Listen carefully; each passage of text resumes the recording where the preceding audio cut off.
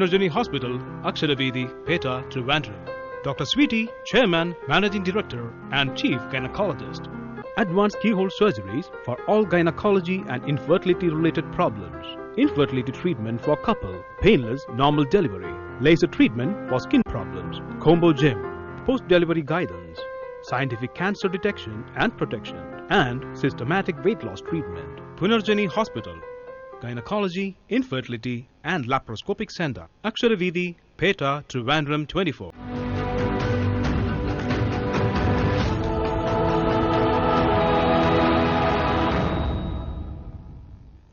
Hello friends, welcome to Life Beats. Life ബീറ്റ്സിലേക്ക് ഏവർക്കും സ്വാഗതം. ലൈഫ് ബീറ്റ്സിൻ്റെ ഇന്നത്തെ ഈ എപ്പിസോഡിൽ നമ്മൾ ഡിസ്കസ് ചെയ്യാൻ പോകുന്ന ടോപ്പിക്കാണ് എൻഡ്രോമെട്രിയോസിസ്. ഇതിനെക്കുറിച്ച് നമുക്ക് കൂടുതൽ വിവരങ്ങൾ അറിയാനായിട്ട് നമ്മുടെ കൂടെ ഉള്ളത് ട്രിവാൻഡ്രം പേറ്റ അക്ഷരവീതി ലൈനിലുള്ള പുനർജിനി ഹോസ്പിറ്റലിലെ MD-യും ചീഫ് ഗൈനക്കോളജിസ്റ്റുമായ ഡോക്ടർ സ്വീറ്റിയാണ്. Let's welcome her. Hello doctor. അപ്പൊ എനിക്കൊന്ന് ഈ എൻഡ്രോമെട്രിയോസിസ് എന്ന് പറയുന്ന വേർഡ് ഒന്ന് മിക്ക ആൾക്കാർക്ക് ചിലപ്പോൾ ന്യൂ ആയിരിക്കും. വാട്ട് എക്സാക്ട്ലി ഇപ്പോ അത് ഒരുപാട് പേർക്ക് അറിയാം, അതായത് പണ്ടും ഉണ്ട്. പിന്നെ ഇത് കണ്ടുപിടിക്കപ്പെട്ടപ്പോൾ കൂടുതൽ എല്ലാവർക്കും ആ വാക്കുകൾ അറിയാം. പിന്നെ അത് ഈ ശരിക്കും പറഞ്ഞ ഈ ഡയഗ്നോസിസ് ആണ്. ഇതിപ്പോ ഞാൻ പറഞ്ഞത് ഒരു അസുഖത്തിന്റെ പേരാണ് ഞാൻ പറഞ്ഞത്. ഈ അസുഖത്തിന്റെ പേരിലേക്ക് എത്താൻ ഒരുപാട് ദൂരം ചിലർക്ക് സഞ്ചരിക്കേണ്ടി വരും. All starts with pain. ആദ്യം തുടക്കം ഇതെല്ലാം എങ്ങനെ തുടങ്ങുന്നത് വെച്ചാൽ ചെറിയ പെൺകുട്ടികളായിട്ട് ഇരിക്കുമ്പോൾ തന്നെ ഹൗ ഇറ്റ് സ്റ്റാർട്ട്സ് എന്ന് വെച്ചാൽ ഭയങ്കരമായിട്ടുള്ള ഒരു സഹിക്കാൻ വയ്യാത്ത വയറുവേദന. സോ ഇത് മിക്ക പെൺകുട്ടികളിൽ ഇപ്പൊ ഞാൻ ഈ ടോപ്പിക് എടുക്കാൻ കാര്യം എനിക്ക് ഇപ്പൊ റൂട്ടീനായിട്ട് ഇതേ കംപ്ലൈന്റും പറഞ്ഞിട്ട് പെൺകുട്ടികൾ വരുന്നുണ്ട്. 30 വയസ്സുകളിൽ 30s അത്തരത്തിലുള്ള സ്ത്രീകളുണ്ട്, 40കളിൽ ഉള്ളവരുമുണ്ട്. സോ അപ്പം ഇത് പ്രായഭേദമന്യേ പല പേരുകളിൽ നമുക്ക് ചിലപ്പം യങ്ങായിരിക്കുമ്പോൾ ഒരു പേര്, കുറച്ചും കൂടി ഒരു 40-ലാകുമ്പോൾ നമ്മൾ വേറൊരു പേര്, അങ്ങനെയൊക്കെ ചെയ്യണമെങ്കിലും ബേസിക് ആയിട്ട് അതിന്റെ ഒരു പ്രശ്നം ഒന്ന് തന്നെയാണ്. പെത്തോളജി എന്ന് പറയുന്നത് സെയിം തന്നെയാണ്. അതിപ്പം ഗർഭപാത്രത്തിലായാലും അണ്ഡാശയത്തിലായാലും സംഭവം നടക്കുന്നത് ഒരേ സംഭവമാണ് നടക്കുന്നത്. പക്ഷെ അതേപോലെ അതിന്റെ അതനുഭവിക്കുന്ന ആദ്യത്തെ സംഭവം നമ്മൾ എങ്ങനെ അത് അതിലേക്ക് എത്തുന്നു എന്ന് പറഞ്ഞാൽ നമ്മൾ ആദ്യം അത് എങ്ങനെ അലട്ടുന്നു എന്ന് പറഞ്ഞാൽ അസഹനീയമായ പീരിയഡ്സ് വരുമ്പോൾ അല്ലെങ്കിൽ മെൻസസ് വരുമ്പോൾ, മാസമുറ വരുമ്പോൾ, മാസക്കുളി വരുമ്പോൾ ഭയങ്കര സഹിക്കാൻ വയ്യാത്തൊരു വേദന. പെൺകുട്ടികളെ ആണ് കുറച്ച് കൂടുതൽ കൊണ്ടുവരുന്നത്. ചെറിയ കോളേജ്, സ്കൂള് അത്തരം പെൺകുട്ടികളെ കൊണ്ടുവരുമ്പോൾ അവരെയാണ് കൂടുതൽ ഉപേക്ഷിക്കുന്നതെന്ന് തോന്നുന്നു. ഒരു 40 കഴിഞ്ഞ സ്ത്രീ താനേ ഓടി വരുന്നുണ്ട്, എനിക്ക് സഹിക്കാൻ വയ്യ ഡോക്ടർ, ഇത് എന്താണെന്നൊന്ന് നോക്കി പറയാന്ന് പറയും. പക്ഷെ ഈ പെൺകുട്ടികൾ പോയി മേ ബി അമ്മയോട് പറയുമ്പോൾ അയ്യോ അതിന് മരുന്നൊന്നും കഴിക്കാൻ പാടില്ല മോളെ, ചീത്തയാണ്, ഈ വേദനയ്ക്ക് മരുന്ന് കഴിക്കുന്നത് മോശമാണ്, ഭയങ്കര തെറ്റാണ്, അതുകൊണ്ട് അത് അല്ലേ. മേ ബി എപ്പോഴും വേദനയ്ക്ക് മരുന്ന് കഴിച്ചുകൊണ്ടിരിക്കണത് മോശമായിരിക്കാം, പെയിൻ കില്ലേഴ്സ് എപ്പോഴും എടുക്കണമല്ല. പക്ഷെ അതിന്റെ ആദ്യത്തെ ഒരു ഘട്ടത്തിൽ വേദനയ്ക്ക് മരുന്ന് കൊടുക്കാം. അത് കൊടുക്കേ തന്നെ ഇത് എന്ത് കാരണമെന്ന് അറിയാനും കൂടി ഗൈനക്കോളജിസ്റ്റിന്റെ അടുത്ത് പോയി ശ്രമിക്കാൻ ഒരു അമ്മയും അല്ലെങ്കിൽ ഒരു കുടുംബക്കാരും മുതിരാറില്ല. ദേ ഓൾവേസ് ഈ പറഞ്ഞ പോലെ deny the child of its right. ഈ വേദന സഹിച്ചോളണം, അതൊക്കെ വേദന എന്ന് പറഞ്ഞാൽ ഉണ്ടാവും. വേറൊരാളുടെ വേദന, അത് മകളുടെ ആണെങ്കിൽ പോലും നമുക്ക് വരാത്തപ്പം സഹിച്ചോ, ഇതൊക്കെ എല്ലാവർക്കും ഉണ്ടാവും. അതാണ് മനുഷ്യന്റെ ഒരു രീതി. അപ്പൊ നമുക്ക് നമ്മുടെ ഫസ്റ്റ് കോൾ കണക്ട് ചെയ്യാം. Hello hello, welcome to Life Beats. ആരാണ്? ഞാൻ ജാസ്മിനാണ്, പെരിന്തൽമണ്ണയിൽ നിന്ന് വിളിക്കുകയാണ്. ഓക്കെ, ഡോക്ടറോട് സംസാരിച്ചോളൂ. ഹലോ ഡോക്ടർ, ഞാൻ ബ്രസ്റ്റ് മിൽക്കിനെ കുറിച്ച് ചോദിക്കാനാണ് വിളിച്ചത്. എൻഡോമെട്രിയോസിസിനെ കുറിച്ചല്ല, ബ്രസ്റ്റ് മിൽക്കിനെ കുറിച്ച്. ഡോക്ടർ, എന്റെ C-സെക്ഷൻ കഴിഞ്ഞിട്ട് 40 days ആയി. ഡെലിവറി കഴിഞ്ഞിട്ട്? അതെ, ഡെലിവറി കഴിഞ്ഞിട്ട് 40 days ആയി. ഒരു ഇനീഷ്യൽ ഒരു 2 ആഴ്ച കഴിഞ്ഞിട്ടാണ് എനിക്ക് ബ്രസ്റ്റ് മിൽക്ക് വന്നത് തന്നെ. ഒരുപാട് ലേറ്റ് ആയിട്ടാണ് വന്നത് തന്നെ. ആ വന്നത് തന്നെ ഇങ്ങനെ ഡ്രോപ്സ് ആയിട്ടേ ഉള്ളൂ. ഇപ്പോഴും ഇച്ചിരിയേ ഉള്ളൂ. ബ്രസ്റ്റ് മിൽക്ക് എന്ന് പറയാൻ ഇങ്ങനെ ഡ്രോപ്സ് ആയിട്ടേ ഉള്ളൂ. ഞാൻ കുഞ്ഞിന് ഫോർമുലയാണ് ഇപ്പൊ കൊടുക്കുന്നത്. ബ്രസ്റ്റ് മിൽക്ക് കൂട്ടാനുള്ള ടാബ്ലറ്റ്സ്, പൊടികള് ഒക്കെ ഉണ്ട്. ഡോക്ടർ എന്തെങ്കിലും തന്നിരുന്നോ? തന്നിരുന്നു. എനിക്ക് ഫസ്റ്റ് ഡേ തന്നെ ഇഞ്ചക്ഷനും പിന്നെ കുറച്ച് ടാബ്ലറ്റ്സ്. ഇഞ്ചക്ഷൻ അല്ല, നമ്മൾ യൂഷ്വലി മറ്റേ പ്ലാന്റ് പ്രിപ്പറേഷൻസ്, ഹെർബൽ പ്രിപ്പറേഷൻസ് ആണ് യൂസ് ചെയ്യുന്നത്. അപ്പോ അത് 2 ടാബ്ലറ്റ് വെച്ച് 3 നേരം അങ്ങനെയൊക്കെ കഴിക്കേണ്ടി വരും, ഹെർബൽ ആയതുകൊണ്ട്. തന്നിട്ടുണ്ടായിരുന്നു. അതെന്താ കണ്ടിന്യൂ ചെയ്യാത്ത എപ്പോഴും? അല്ലാതെ ഹെർബൽ അല്ല തോന്നുന്നു. അല്ലാണ്ട് ഹെർബൽ ആണ്. ഹെർബൽ ആയിട്ട് മാത്രമുള്ളതേ ഇപ്പൊ നമുക്കുള്ളൂ. അങ്ങനെയുള്ള പ്രിപ്പറേഷൻ ഉണ്ട്. പിന്നെ അത് തന്നെ നമുക്ക് വന്നിട്ട് പൊടിയായിട്ട് വരുന്നുണ്ട്, ഗ്രാന്യൂൾസ് ആയിട്ട് വരുന്നുണ്ട്. ഗ്രാന്യൂൾസ് പാലില് കലക്കി കുടിക്കാനുള്ള ഗ്രാന്യൂൾസ് ആയിട്ട് വരുന്നുണ്ട്. പിന്നെ ക്യാപ്സ്യൂൾസ് ആയിട്ട് വരുന്നുണ്ട്. സെയിം സാധനം ക്യാപ്സ്യൂൾ ആയിട്ടും വരുന്നുണ്ട്. ദാറ്റ് ഈസ് ഒരു ദിവസം പക്ഷേ 3 നേരം 2 വെച്ച് കഴിക്കേണ്ടി വരും. ഹെർബൽ പ്രിപ്പറേഷൻസ് ആയതുകൊണ്ടാണ് അത്രയും വലിയ ഡോസിൽ കഴിക്കേണ്ടി വരുന്നത്. യൂഷ്വലി മറ്റേ മോഡേൺ മെഡിസിൻസിൽ അല്ലാത്ത ഡ്രഗ്സ് നമ്മൾ വളരെ ചെറിയ ഡോസ് ആയിരിക്കും. സോ ഈ ഹെർബൽ പ്രിപ്പറേഷൻസ് ഹൈവേ ഡോസിൽ കഴിച്ചാലേ പാല് നന്നായിട്ട് വരാൻ പറ്റുള്ളൂ. അത് അതിന്റെ ഒരു നമ്മളെ പഴയ ശതാവരി എന്നൊക്കെ പറയുന്ന പ്ലാന്റിൽ നിന്നൊക്കെ എടുക്കുന്ന സംഭവങ്ങളത്.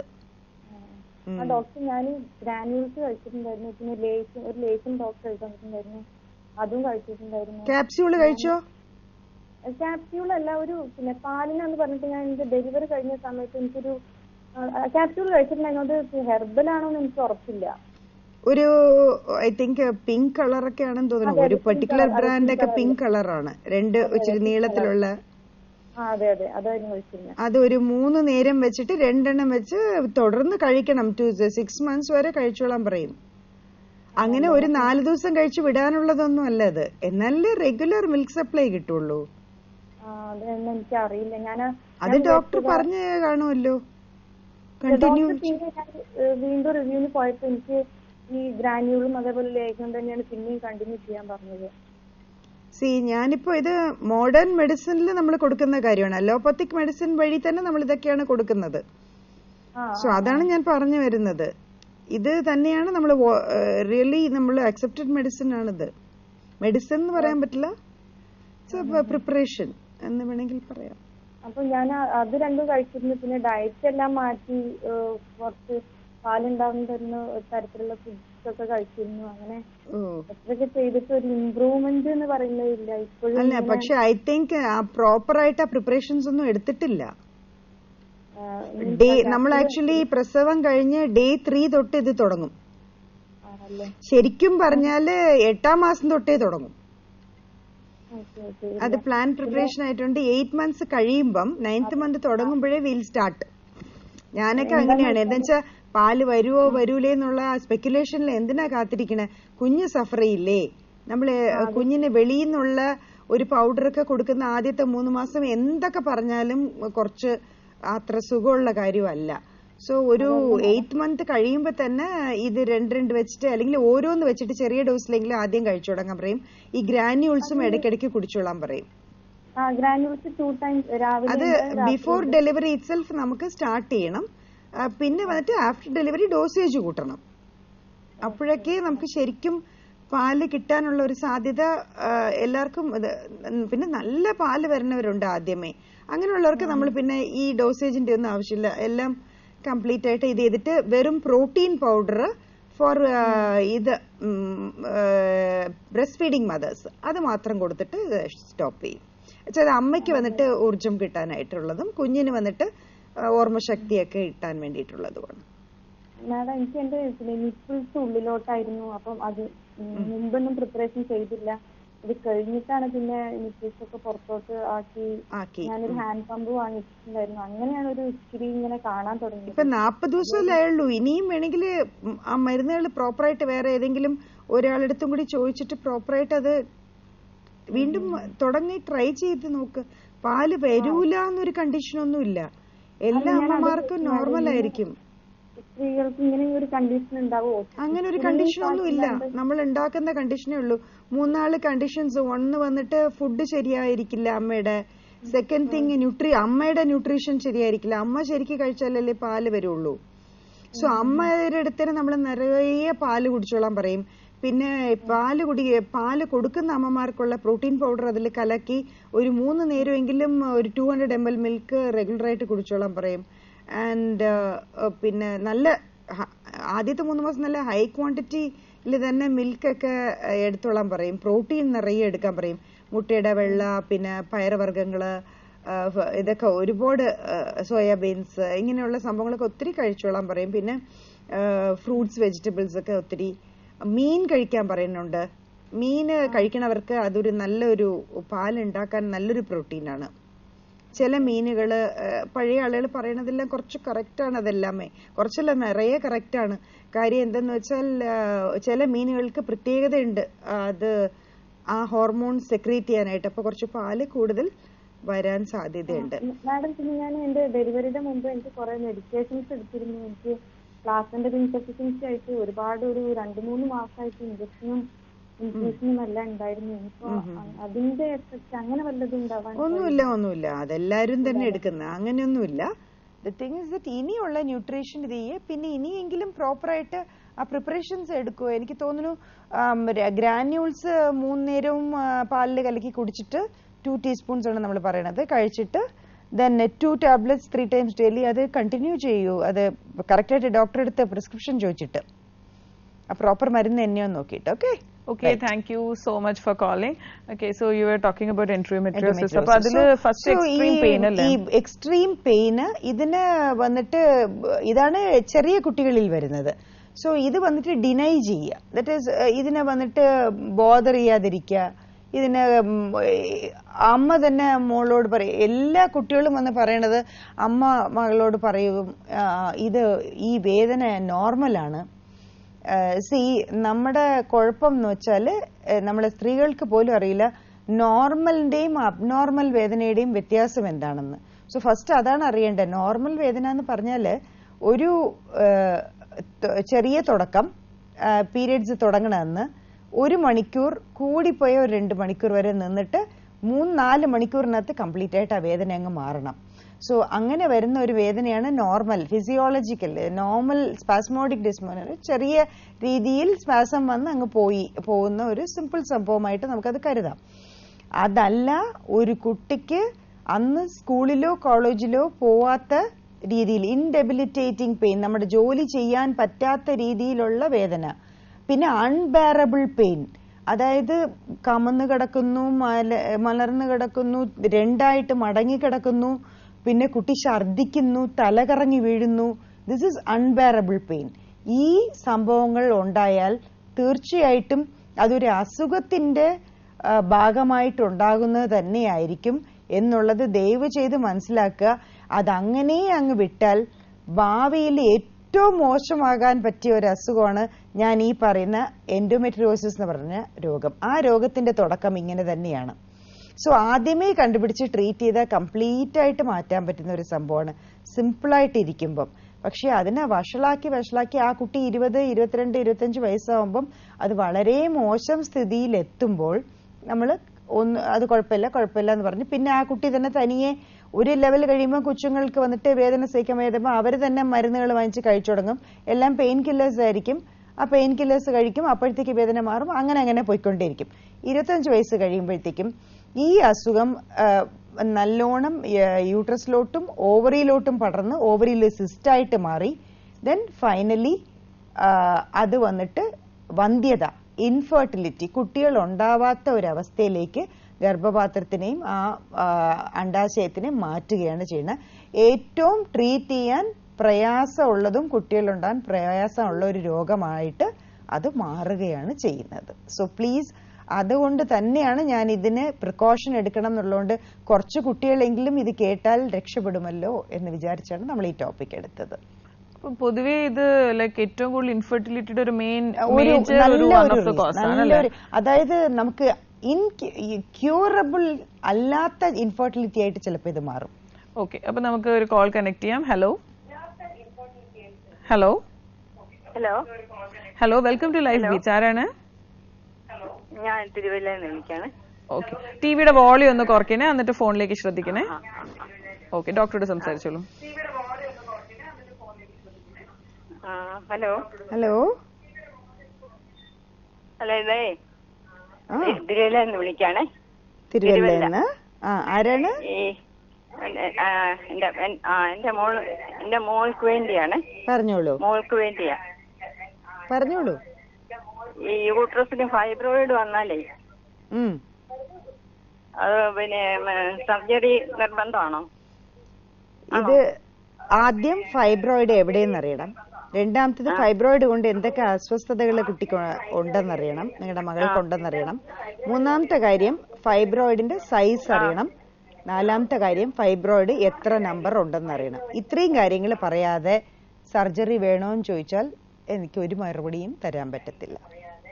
സോ ഇത്രയും 4 ക്വസ്റ്റ്യന് മറുപടി പറയുക, ഞാൻ കറക്റ്റ് ആയിട്ട് പറഞ്ഞു.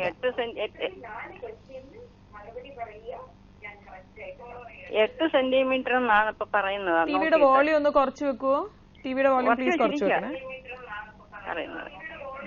ഫോണിലോട്ട് കുറച്ചിരിക്കുകയാണല്ലോ. 8 സെന്റിമീറ്റർ ആണ്. 8 സെന്റിമീറ്റർ ഒരെണ്ണമേ ഉള്ളോ, പലതും ഉണ്ടോ? അല്ല, അത് ഈ ഒരെണ്ണമായിട്ടാണ്. ഉറപ്പാണോ? റിപ്പോർട്ട് ഉണ്ടോ കയ്യില്? എന്തോ റിപ്പോർട്ട് ഉണ്ടോ? സ്കാൻ റിപ്പോർട്ട് ഉണ്ടോ കയ്യില്? സ്കാൻ റിപ്പോർട്ട് ഇങ്ങനെ 8 സെന്റിമീറ്റർ വലിപ്പം ഉണ്ട് എന്നാ പറയുന്നേ. അങ്ങനെ പറഞ്ഞാ പോരാ. അതിപ്പോ എന്റെ കയ്യിലില്ല. അതാ പറയുന്നത്. സ്കാൻ റിപ്പോർട്ട് വായിച്ച് കേൾപ്പിക്കണം, ഇല്ലെങ്കിൽ എനിക്ക് കാണണം. പിന്നെ അതിന്റെ സൈസ് കാണണം, അതിന്റെ പൊസിഷൻ എവിടെയെന്ന് കാണണം. അതുകൊണ്ട് പേഷ്യന്റിന് എന്താണ് അസ്വസ്ഥത എന്നറിയണം.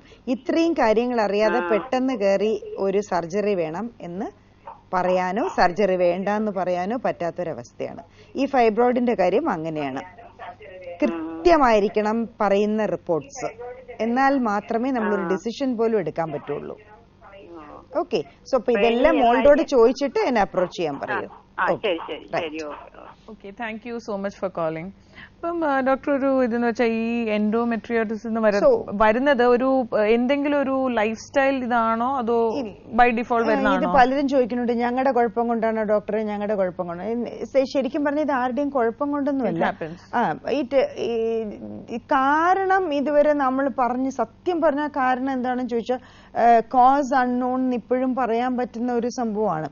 പിന്നെ എന്താണ് ഈ എൻഡോമെട്രിയോസിസ് എന്നുള്ളത് ഇനിയിപ്പം ആളുകൾ അറിയണം. അപ്പം ഈ വേദന കുറച്ചും കൂടെ പ്രായം കഴിഞ്ഞവർക്കാണെങ്കിൽ 30 35 കഴിഞ്ഞ ഒരു 40 ആണെങ്കിൽ വേദന മാത്രമല്ല, സിവിയർ ബ്ലീഡിങ്ങും കാണും. ചിലപ്പോൾ ചെറുപ്പത്തിലും കാണും. അത് ഒരു സൈഡിൽ ഭയങ്കര സഹിക്കാൻ വയ്യാത്ത വേദന, ഒരു സൈഡിൽ ഒരു തുടങ്ങിയ ബ്ലീഡിങ് നിൽക്കുകയില്ല.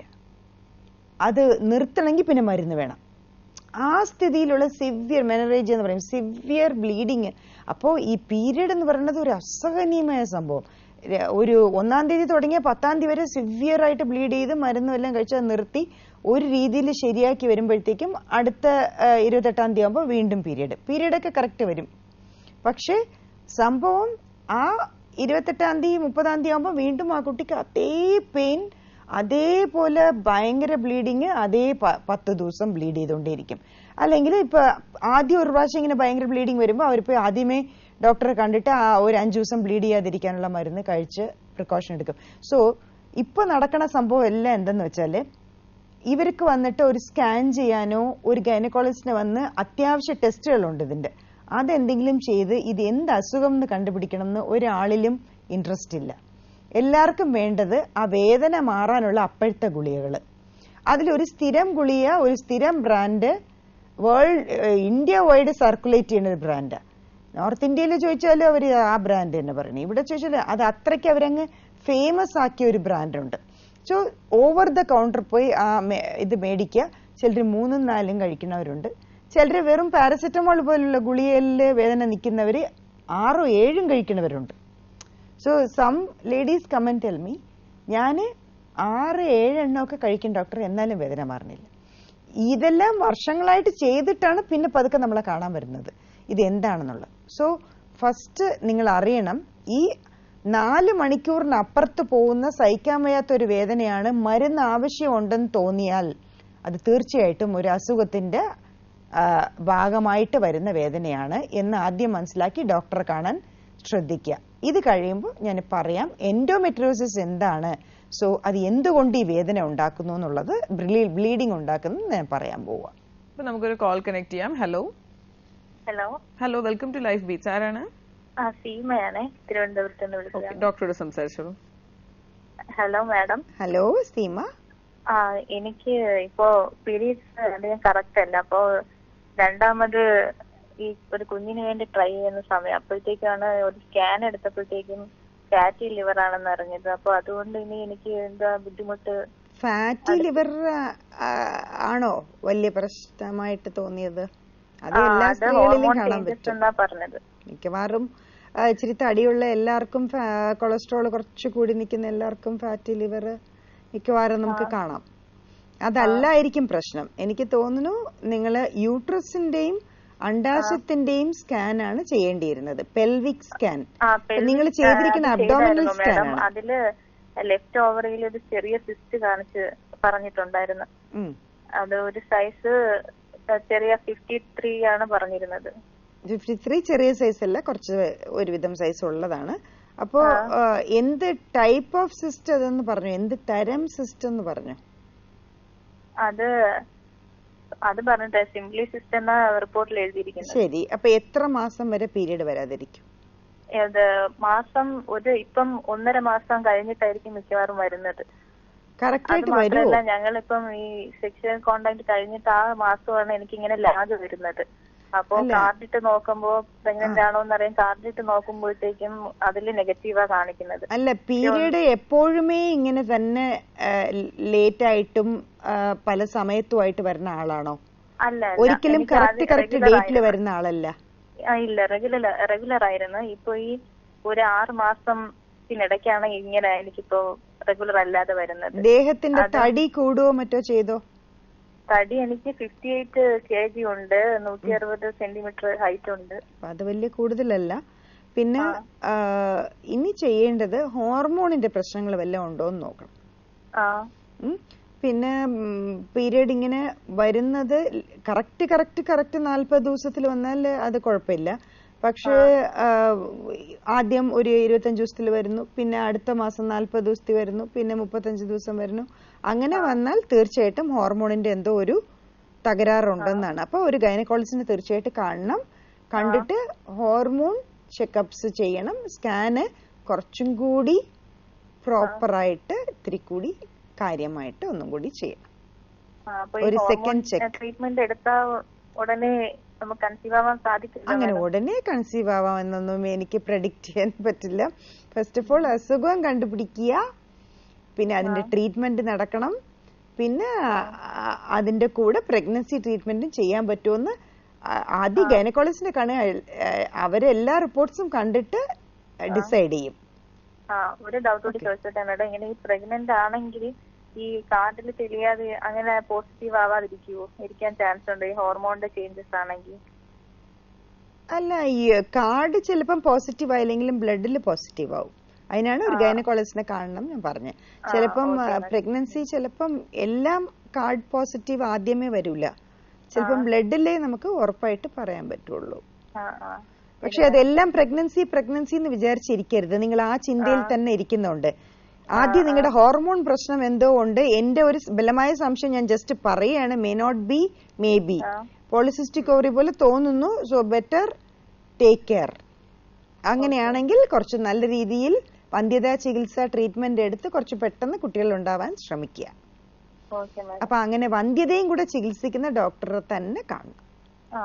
രണ്ടുപേരും, ഹസ്ബൻഡും കാണണം. Okay, thank you so much for calling. എന്തായാലും നമുക്ക് ഇനി ഒരു ചെറിയ ബ്രേക്ക് എടുത്തിട്ട് വീണ്ടും തിരിച്ചു കാണാം.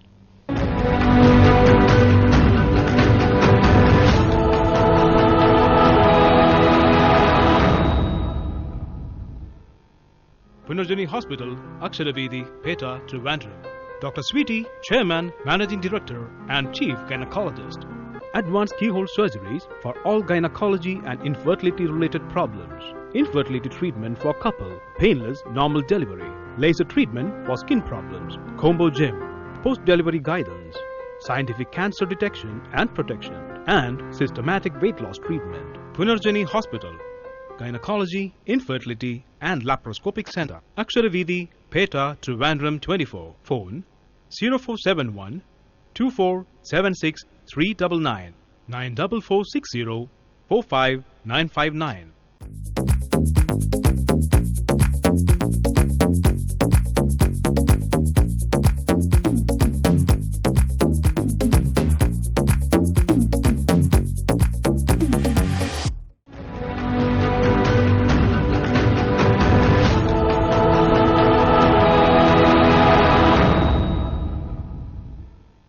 So friends, once again welcome back to Life Beats. Okay, അപ്പം we were talking about endometriosis. അപ്പോൾ ഇതിലെ like you said, ഇപ്പം എങ്ങനെ കുറച്ച് പ്രശ്നങ്ങൾ വരുന്നു and unbearable പെയിനും എല്ലാം ഉണ്ട്. Then you were about to explain what exactly it is. So, okay. അപ്പൊ ഈ എന്തുകൊണ്ട് ഈ വേദന വരുന്നത്, ഇത് എന്തുകൊണ്ടാണ് ഈ എൻഡോമെട്രിയോസിസ്, എന്ത് അസുഖമാണ്, എന്തിനതിന് ഇത്രയും വേദന വരുന്നു, എന്തിനിങ്ങനെ അധികമായിട്ട് ബ്ലീഡിങ് വരുന്നു, അതിന്റെ ട്രീറ്റ്മെന്റ് എങ്ങനെയാണ്, ഇതാണ് ഇനിയിപ്പം നമ്മൾ പറഞ്ഞു തീർക്കേണ്ട കാര്യങ്ങൾ. സോ ആളുകളിൽ ഇതൊരു അവയർനെസ്, ഒരു ബോധവൽക്കരണമാണ്. ഫസ്റ്റ് വേദനയെ ചികിത്സിപ്പിക്കുക, അല്ലെങ്കിൽ വേദന എന്താണെന്നെങ്കിലും കണ്ടുപിടിക്കുക. കൊച്ചുകുട്ടിയാണ്, 14 വയസ്സാണെന്ന് വിചാരിച്ചിട്ട് വീട്ടിലിരുത്തിയിട്ട് അതിന് വേദന മരുന്ന് വാങ്ങിച്ചു കൊടുത്തുകൊണ്ടിരിക്കരുത്. അല്ലെങ്കിൽ വേദനയ്ക്ക് ചൂടുവെള്ളം ഞാൻ പിടിപ്പിച്ചു എന്നൊക്കെ പറയും ചില അമ്മമാർ. ഞാൻ ചൂടുവെള്ളം പിടിപ്പിച്ചു കൊടുത്തു, അപ്പോഴത്തേക്കും കുറച്ച് കുറഞ്ഞു, ഇങ്ങനെയൊക്കെ പറഞ്ഞിട്ട് കുട്ടിയുടെ ജീവിതം താറുമാറാക്കരുത്. പിന്നെ ഒരു 25 വയസ്സാകുമ്പോൾ കുട്ടി ഉണ്ടായില്ലേ, ആ മകൾക്ക് കുട്ടി ഉണ്ടായില്ലേ എന്ന് പറഞ്ഞിട്ട് കരഞ്ഞിട്ട് കാര്യമില്ല. സോ ഇതാണ് ഇപ്പൊ നടന്നുകൊണ്ടിരിക്കുന്ന കുറെ കാര്യങ്ങൾ. ഇതാണ് വന്ധ്യത കൂടി വരുന്നത് നമ്മുടെ സൊസൈറ്റിയിൽ. നേരത്തെ ഒന്ന് കരുതിയാൽ തടയാമല്ലോ എന്ന് വിചാരിച്ചിട്ടാണ് ഇങ്ങനത്തെ ടോപ്പിക്സ് എടുത്തിട്ട് നമ്മൾ ഒരു മെസ്സേജ് പോലെ, നിങ്ങൾക്കൊരു ബോധവൽക്കരണം പോലെ തരുന്നത്. സോ ശരിക്കും പറഞ്ഞാൽ നമ്മളുടെ ഈ അസുഖം എന്ന് പറയുന്നത് സാധാരണഗതിയിൽ ഒരാൾക്ക്, ഒരു പെൺകുട്ടിക്ക് മാസമുറ അല്ലെങ്കിൽ പീരിയഡ്സ് വരുമ്പോൾ വരേണ്ടത്, മെൻസസ് വരുമ്പോൾ വരേണ്ടത് എന്താ വെച്ചാൽ ഗർഭപാത്രത്തിനകത്ത് ഒരു പാടയുണ്ടാവും, എൻഡോമെട്രിയം എന്ന് പറഞ്ഞിട്ട്. എൻഡോമെട്രിയം എന്നൊരു പാടയുണ്ട്. അത് പൊലിഞ്ഞു പോകും, അത് വളരുകയും പൊലിഞ്ഞു പോവുകയും, ഇത് രണ്ടും ഹോർമോൺ ഇഫക്റ്റ് കൊണ്ട് വരുന്നതാണ്. അപ്പോൾ വളരും പിന്നെ പൊലിഞ്ഞു പോകും. അങ്ങനെ പൊലിഞ്ഞു പോകുമ്പം ബ്ലഡായിട്ടങ്ങ് പോകുന്നതിനെയാണ് നമ്മൾ പീരിയഡ്സ് എന്ന് പറയുന്നത്. അപ്പൊ ആ ഒരു പാട യൂട്രസിന്റെ ഉള്ളിൽ മാത്രമേ, നമ്മുടെ ഹോൾ ബോഡിയിൽ യൂട്രസിന്റെ അകത്ത് മാത്രം കാണാൻ പാടുള്ളൂ. അങ്ങനെയുള്ള ഒരു ടിഷ്യൂ ആണ് അത്. അവിടെ മാത്രമേ അത് കാണാൻ പാടുള്ളൂ. പക്ഷേ ഈ എൻഡോമെട്രിയോസിസ് എന്നുള്ള സംഗതിയിൽ എന്താ സംഭവിക്കണമെന്ന് വെച്ചാൽ, ഗർഭപാത്രത്തിനുള്ളിലല്ലാതെയും ഉള്ള സ്ഥലങ്ങളിൽ, ഫോർ എക്സാമ്പിൾ അണ്ടാശയത്തിന്റെ ഉള്ളില്, അതിന്റെ പുറത്ത്, ഈ പാട വേറെ പല സ്ഥലങ്ങളിലും ഉണ്ടായി അവിടെ എവിടെയൊക്കെ ഒട്ടിയിരിക്കും. ഒന്ന് അണ്ടാശയത്തിനുള്ളില്, ചിലപ്പം ഗർഭപാത്രത്തിന്റെ മുകളിലും അതിന്റെ മസിൽസിന്റെ ഇടയിലും ഒക്കെ ഈ രക്തം ആയിട്ട് നമുക്ക് പൊലിഞ്ഞു വരുന്ന, വളരാനും രക്തമായിട്ട് പൊഴിയാനും സാധ്യതയുള്ള ആ പാട പല എൻഡോമെട്രിയം, അതുകൊണ്ടാണ് നമ്മൾ അതിനെ എൻഡോമെട്രിയോസിസ് എന്ന് വിളിക്കുന്നത്. ശരിക്കുള്ള സ്ഥലത്ത് ഇരിക്കാതെ, ശരിക്കുള്ള സ്ഥലത്ത് ആവശ്യത്തിനുണ്ടായിരിക്കും, പക്ഷെ അതിനേക്കാളും ആവശ്യമില്ലാത്ത സ്ഥലങ്ങളിൽ അത് പലയിടത്തും പോയി ഉണ്ടായിട്ട് ഒട്ടിയിരിക്കുകയും ചെയ്യും. 2 അണ്ടാശയങ്ങളിലും ഉണ്ടാവും. ചിലപ്പോ ഗർഭപാത്രത്തിന്റെ ഓരോരോ പേശികളുടെ ഇടയിലുണ്ടാവും. ഗർഭപാത്രത്തിൽ തന്നെ വെളിയില്, അതിന്റെ പുറം ഭാഗത്ത് കാണാൻ പാടില്ല, അത് ഉൾഭാഗത്താണ്. പക്ഷെ പുറം ഭാഗത്ത് നമുക്ക് അതിന്റെ ഡെപ്പോസിറ്റ്സ് എന്ന് പറയും. അതിങ്ങനെ അതിന്റെ മുകളിൽ ഇങ്ങനെ അട്ടിയിരിക്കുന്നത് നമുക്ക് കാണാൻ പറ്റും. സോ ഇത് എന്താ സംഭവിക്കണം എന്ന് വെച്ചാൽ, ഓരോ പീരിയഡ് സമയത്തും ഈ ഹോർമോൺ ഉണ്ടായാൽ ഇത് എവിടെ ഇരുന്നാലും, ഇത് വെളിയിലെടുത്ത് വെച്ചിട്ട് ഹോർമോൺ കൊടുത്താലും ഈ എൻഡോമെട്രിയം എന്ന് പറഞ്ഞ ഈ പാട വളരും, ബ്ലീഡിംഗ് ആയിട്ട് പൊഴിഞ്ഞു പോകും. സോ ഇതേ അവസ്ഥ അത് എവിടേക്ക് ഇരിക്കുന്നോ അവിടേക്ക് സംഭവിക്കും. അണ്ടാശയത്തിൽ സംഭവിക്കുമ്പോൾ അതൊരു സിസ്റ്റ് എന്ന് പറഞ്ഞാൽ ഒരു ചെറിയ ഒരു ബാഗ് പോലെ ഫോം ചെയ്ത് അതിനകത്ത് ബ്ലഡ് കെട്ടി അതൊരു സിസ്റ്റായിട്ട് ഫോം ചെയ്തുകൊണ്ടിരിക്കും. നമ്മൾ അതിനെ ചോക്ലേറ്റ് സിസ്റ്റ് എന്നോ സാധാരണഗതിയിൽ എൻഡോമെട്രിയോട്ടിക് സിസ്റ്റം എന്ന് വിളിക്കും. സാധാരണ മനുഷ്യർക്ക് ഓർക്കാൻ വേണ്ടിയിട്ട് ചോക്ലേറ്റ് സിസ്റ്റം എന്നുള്ള രീതിയിൽ എത്രയോ പേർക്ക് ആ സിസ്റ്റ് വന്ന ഓർമ്മ കാണും, എടുത്ത് മാറ്റിയിട്ടുണ്ടാവും, ഒക്കെ ഉണ്ടാവും. സോ അവിടെ വരുമ്പോൾ അവിടെ ബ്ലീഡ് ചെയ്തിട്ട് അങ്ങനെയാവും. പിന്നെ യൂട്രസിൽ നിന്ന് വെളിയിലോട്ടും ബ്ലഡ് വീഴാം, വയറിനകത്ത് വീഴാം, കുടൽ ഭാഗം എല്ലാം ഒട്ടിപ്പിടിക്കാം. പിന്നെ അതേപോലെ എവിടെ ബ്ലഡ് വീണാലും അവിടെ എല്ലാം ഒട്ടിപ്പിടുത്തം ഉണ്ടാവും. അതേപോലെ യൂട്രസിന്റെ ഓരോ പേശിക്കുള്ളിലും ബ്ലഡ് ഉണ്ടാവും.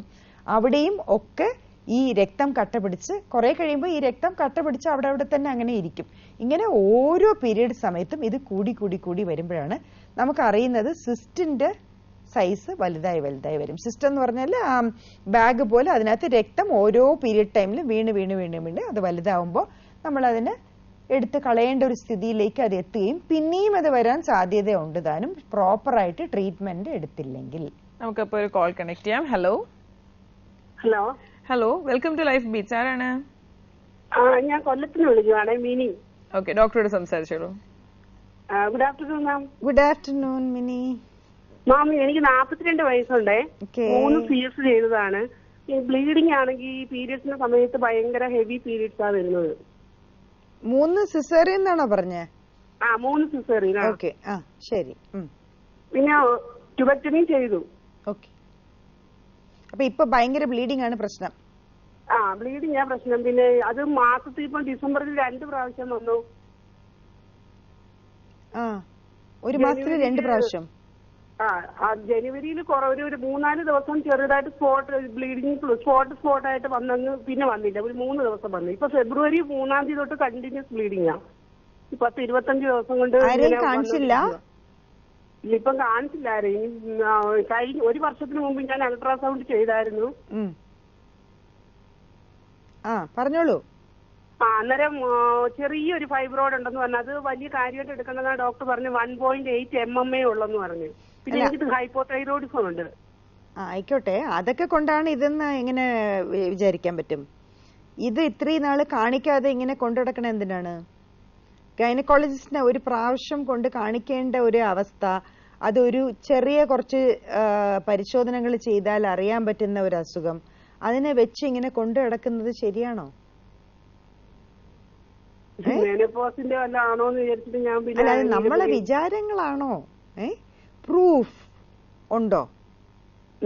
പ്രൂഫായിട്ട് വല്ലതും ഉണ്ടോ ഇത് എന്റെ മെനോപോസ് തന്നെയാണെന്ന്? എന്തെങ്കിലും പരിശോധന ചെയ്ത് ഇത് മെനോപോസ് ആണെന്ന് തീരുമാനിച്ചോ? കഴിഞ്ഞ വർഷം ഗൈനക്കോളജിസ്റ്റിനെ പറഞ്ഞായിരുന്നു ചിലപ്പോൾ നിൽക്കാറായിട്ടുണ്ട്. അതും ഗൈനക്കോളജിസ്റ്റിനെ കാണിച്ചാലും അവരും ചിലപ്പം എന്നല്ലേ പറഞ്ഞുള്ളൂ. നമുക്ക് വേണ്ടത് തെളിവുകളാണ്. ചിലപ്പം കിലപ്പല്ലേ അല്ല. സി എവറിത്തിങ് ഈസ് ദാറ്റ് തെളിവായിട്ടുള്ള കാര്യങ്ങൾ പറഞ്ഞാലേ ഇന്ന് പേഷ്യൻസിന് മനസ്സിലാവുള്ളൂ, അവർക്ക് വിശ്വാസം വരുള്ളൂ. സോ ആ തെളിവ് വേണമെങ്കിൽ നിങ്ങൾ നിങ്ങളുടെ എന്താണ് അസുഖം എന്നറിയണമെങ്കിൽ നിങ്ങൾക്ക് പരിശോധനകൾ വേണ്ടി വരും, സ്കാൻ വേണ്ടി വരും, ബ്ലഡ് പരിശോധനകൾ വേണ്ടി വരും. അതൊക്കെ വളരെ വലിയ സംഭവമൊന്നുമല്ല. സിമ്പിളായിട്ടുള്ള സംഭവങ്ങൾ കൊണ്ട് എന്താ നിങ്ങളുടെ പ്രോബ്ലം? ഹോർമോൺ പ്രോബ്ലം ആണോ? അതോ ഗർഭപാത്രത്തിനകത്ത് വല്ല അകത്ത് വളർച്ചയോ അതോ ഇപ്പൊ നമ്മളിപ്പോ സംസാരിച്ചുകൊണ്ടിരിക്കുന്ന എൻഡോമെട്രിയോസോ അങ്ങനെ എന്തെങ്കിലും അസ്വസ്ഥതകളാണോ? എന്താണെന്ന് അറിയണം. അത് അറിഞ്ഞു കഴിഞ്ഞാൽ പിന്നെ ട്രീറ്റ്മെന്റ് വളരെ എളുപ്പമാണ്. ഈ അസ്വസ്ഥതകൾ അനുഭവിക്കാതെ പെട്ടെന്ന് ട്രീറ്റ്മെന്റ് ചെയ്ത് അതങ്ങ് ശരിയാക്കി എടുക്കാനും പറ്റും കേട്ടോ. സോ അപ്പം വെച്ചിരിക്കാതെ നേരിട്ട് പോയിട്ട് നല്ലൊരു ഗൈനക്കോളജിസ്റ്റിനെ കാണിക്കാൻ നോക്കും. Okay, thank you so much for calling. അപ്പൊ ഇത് കംപ്ലീറ്റ്ലി പിന്നെ ബ്ലീഡ് ഔട്ട് ആവും. അപ്പൊ എല്ലായിടത്തും അപ്പൊ പിന്നെ പീരീഡ് എങ്ങനെയെങ്കിലും ഒക്കെ നിർത്തി എന്ന് വിചാരിക്കുക നമ്മള്. അത് കഴിയുമ്പോഴത്തേക്ക് അല്ല നിന്നു എന്ന് വിചാരിക്കുക. അപ്പൊ അവിടെ എല്ലാം ഈ ക്ലോട്ട് അങ്ങനെ തന്നെ കിടപ്പുണ്ട്. അണ്ടാശയത്തിലുള്ള സ്ഥലത്ത് ആ ബാഗിനകത്ത് ഈ ബ്ലഡ് ഇങ്ങനെ ഇരുന്നിരുന്നിരുന്ന് അത് ക്ലോട്ടിന് പകരം ഒരുമാതിരി കട്ടിയുള്ള ഒരു ചോക്ലേറ്റ് പോലെ ആ കളറിലോട്ട് മാറും. റെഡ് മാറിയിട്ട് കട്ടിയുള്ള ഒരു ബ്രൗൺ കളർ മെറ്റീരിയൽ ആയിട്ട് മാറും. That's why it is called chocolate cyst. അങ്ങനെയാണ്. So this is it. അപ്പം ഇതെല്ലാം ആലോചിക്കുമ്പോൾ എല്ലാവരും ആലോചിക്കേണ്ടതെന്ന് വെച്ചാൽ ഇതൊക്കെ വന്നാലും ഈ വേദന എവിടെ നിന്ന് വരുന്നു എന്നുള്ളതാണ്. സോ നാച്ചുറലി ഒന്നാമത് ഈ സിസ്റ്റിനകത്ത് ബ്ലീഡ് ചെയ്യുമ്പം നല്ല വേദന ഉണ്ടാവും ഓരോ പ്രാവശ്യം.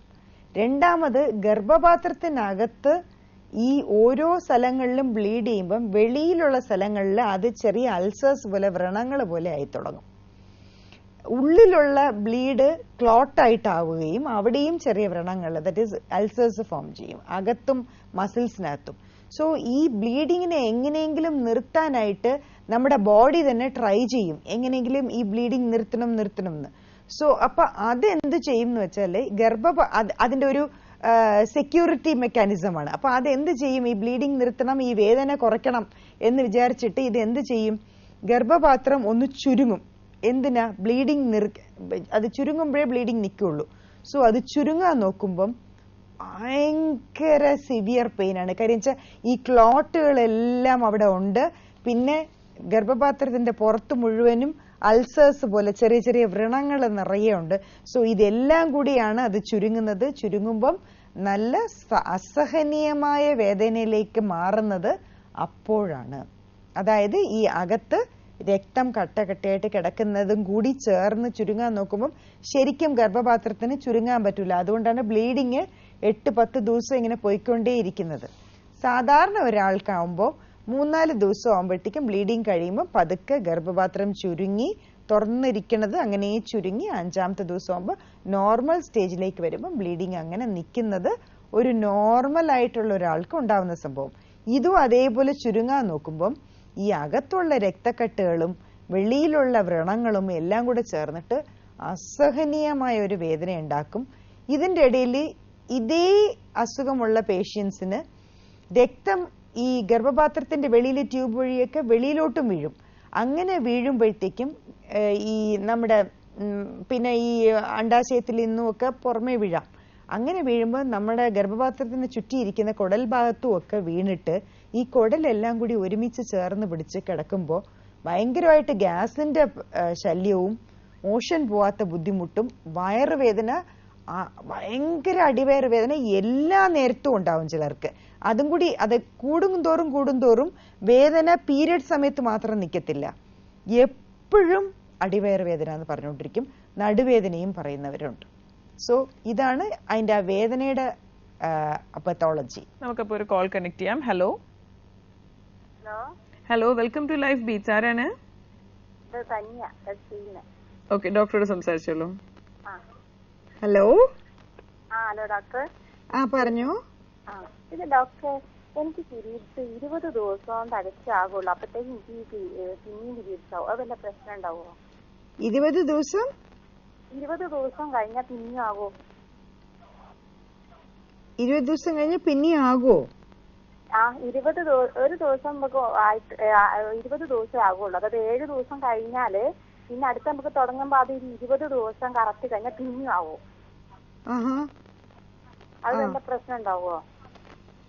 20 ദിവസം കുറച്ച് അല്ല, 20 ദിവസം ആകല്ല. നമുക്ക് പീരീഡ്സ് നമുക്ക് ആകെ 4 ദിവസം എനിക്ക് ഉണ്ടാവുക. അത് 7 ദിവസം കഴിഞ്ഞാല് പിന്നെ ആ 7 താൻ കൂട്ടും. 7 വരെ അല്ലേ നമുക്ക് അങ്ങനെ കൂട്ടിയിട്ട്. അപ്പൊ പറഞ്ഞു വരുന്നത് ഓരോ 20 ദിവസം കൂടുമ്പോ അടുത്തടുത്ത പീരീഡ് ആയിക്കൊണ്ടിരിക്കുകയാണോ? അങ്ങനെ.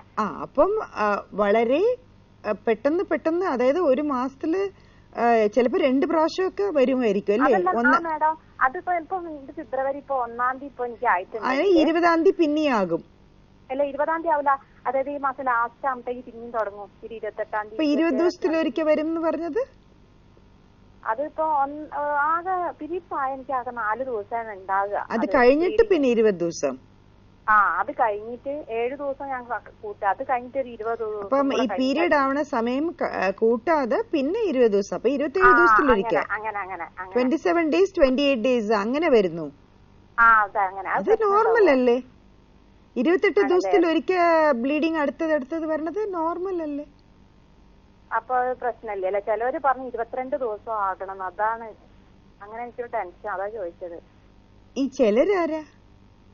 ഒരു ഡോക്ടർ ഇവിടെ ഹോസ്പിറ്റലിൽ വർക്ക് ചെയ്യുന്നവരെന്നെ. അപ്പൊ ഞാനിങ്ങനെ സംസാരിച്ച പോലെ നമുക്ക് അതായത് 4 ദിവസം ആയിട്ടുണ്ടെങ്കിൽ എന്തായാലും നിങ്ങൾക്ക് പീരീഡ് തുടങ്ങിയത് തുടങ്ങണ ദിവസം വെച്ചാണ് നമ്മളെ കാൽക്കുലേഷൻ. 7 ദിവസം കഴിഞ്ഞിട്ടല്ല കാൽക്കുലേറ്റ് ചെയ്യണേ.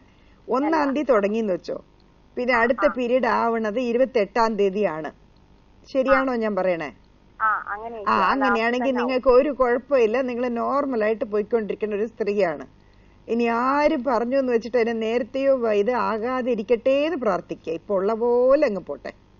പിന്നെ അതേമാതിരി മാഡം ഞാൻ കുറച്ച് വെയിറ്റ് കൂടി, അപ്പം വയറ് കുറച്ചിങ്ങനെ ചാടിയിരിക്കുന്നു. അത് ഫാറ്റി അങ്ങനെ വെയിറ്റ് കൂടിയ എല്ലാ സ്ത്രീക്കും വയറ് ചാടും.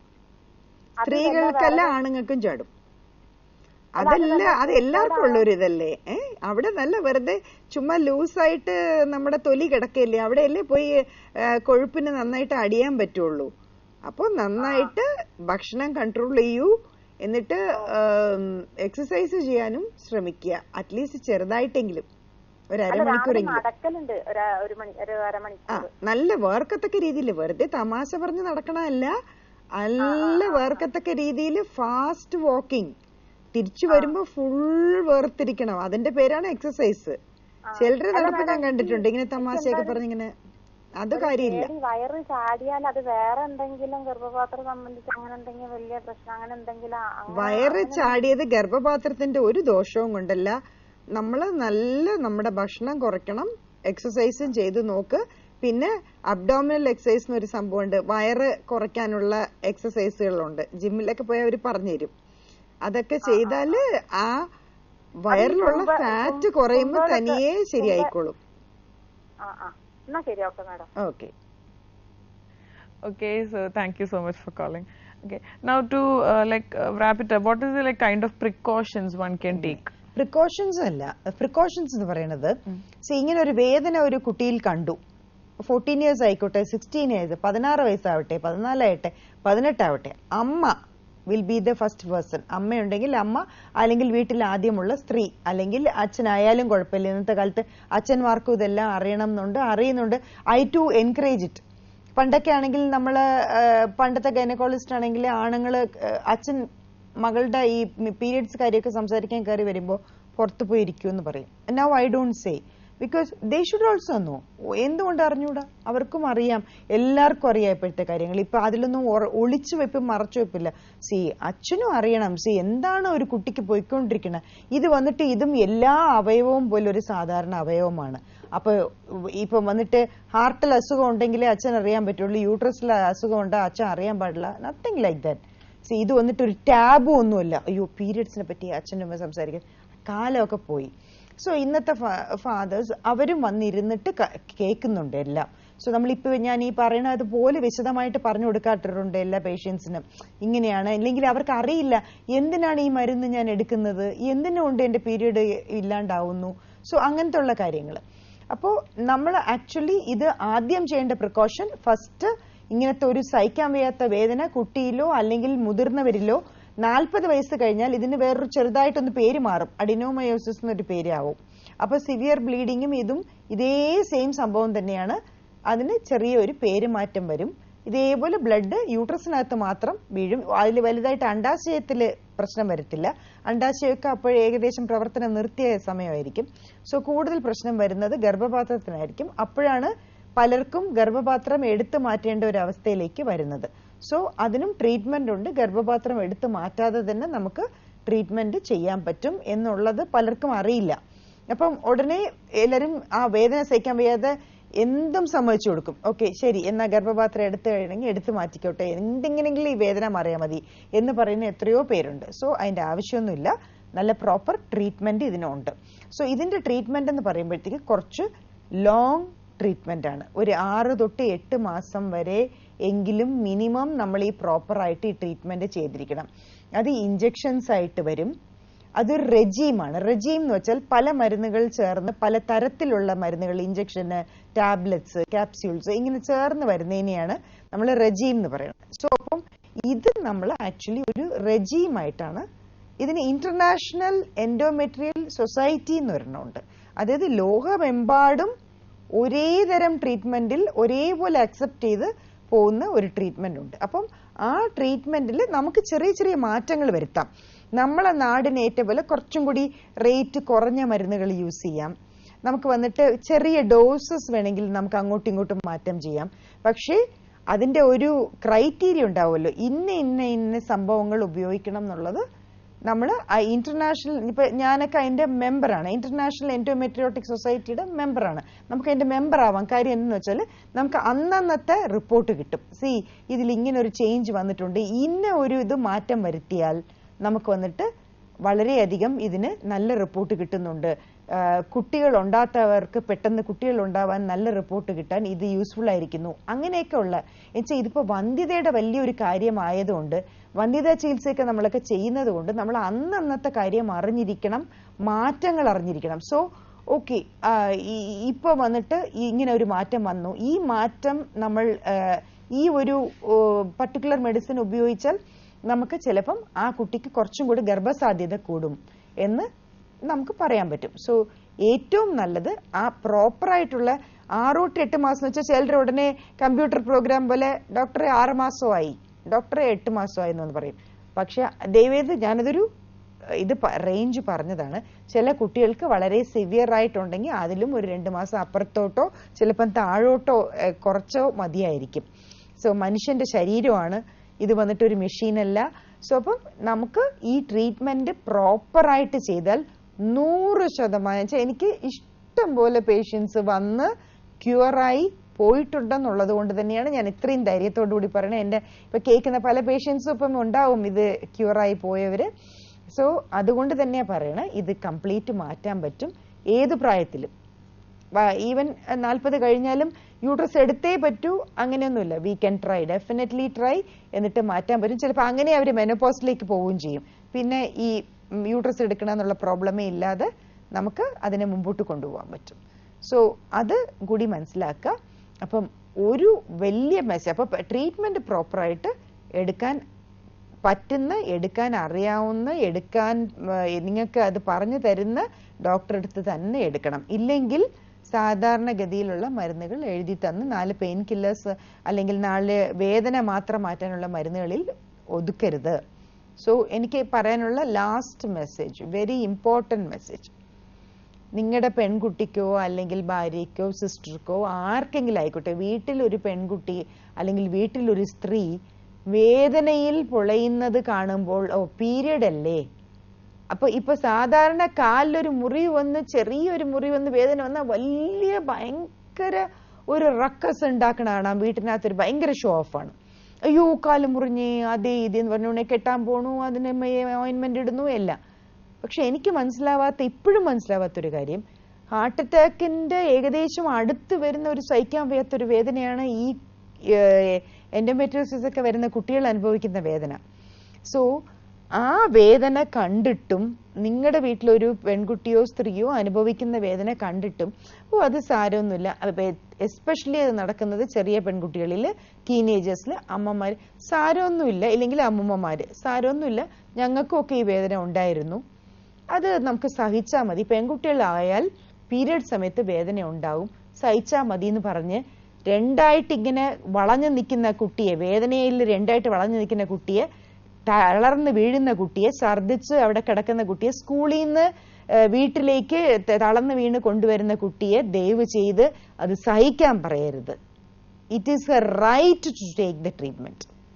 ഓരോ പെൺകുട്ടിക്കും she has the right to get rid of the pain. അത് അവരുടെ അവകാശമാണ്. അവരുടെ വേദനയിൽ നിന്ന് അവർക്ക് മുക്തി നേടാൻ, അവരുടെ ആ ഒരു അസുഖത്തിൽ നിന്ന് മുക്തി നേടാൻ ഓരോ സ്ത്രീയുടെയും പെൺകുട്ടിയുടെയും അവകാശമാണ്. ദയവ് ചെയ്ത് വീട്ടിലുള്ള മറ്റേ സ്ത്രീകൾ, മറ്റേ ആണുങ്ങൾ, അല്ലെങ്കിൽ ആരത് കാണുന്നുവോ അവരത് നിഷേധിക്കരുത്. ഫസ്റ്റ് ദയവ് ചെയ്ത് നിങ്ങളുടെ കുട്ടീനെ ഒരു ഗൈനക്കോളജിസ്റ്റിനെ കാണിച്ച് ആ വേദന മാറ്റാൻ എന്താണ് അതിന്റെ കാര്യം, എന്തെങ്കിലും കുഴപ്പമുള്ളതാണോ, കുഴപ്പമുള്ളതാണെങ്കിൽ അത് മാറ്റാൻ ശ്രമിക്കുക. അപ്പോഴത്തേക്കും കുറേ അധികം ഈ കുട്ടികളില്ല എന്നുള്ള അവസ്ഥയ്ക്ക് വേണ്ടി എടുക്കുന്ന, അനാവശ്യമായി ചെലവ് ചെയ്തെടുക്കുന്ന ട്രീറ്റ്മെന്റുകൾ നമ്മുടെ നാട്ടിൽ നിന്ന് മാറിക്കിട്ടും. So that is endometriosis. കുറേയൊക്കെ മനസ്സിലാക്കിയിരിക്കാൻ പറ്റും എന്ന് എനിക്ക് തോന്നുന്നു ഞാൻ ഈ പറഞ്ഞതിൽ നിന്ന്.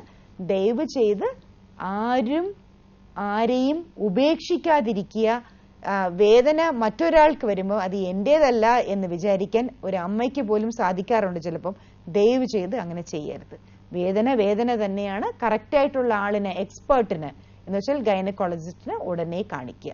Okay, so have A painless, happy days. Bye bye. അപ്പോൾ ഇന്നത്തെ എപ്പിസോഡ് ഇവിടെ വൈൻഡപ്പ് ചെയ്യാൻ സമയമായിരിക്കുകയാണ്. നമുക്ക് വീണ്ടും കാണാം next week same time same day. Till then it's bye. Punarjani Hospital, Aksharaveedi, Peta, Trivandrum. Dr. Sweetie, Chairman, Managing Director and Chief Gynecologist. Advanced keyhole surgeries for all gynecology and infertility related problems. Infertility treatment for couple, painless normal delivery, laser treatment for skin problems, combo gym, post-delivery guidance, scientific cancer detection and protection, and systematic weight loss treatment. Punarjani Hospital, Gynecology, Infertility and Laparoscopic Center. Aksharaveedi, Peta, Trivandrum 24. Phone 0471 2476 399 94460 45959.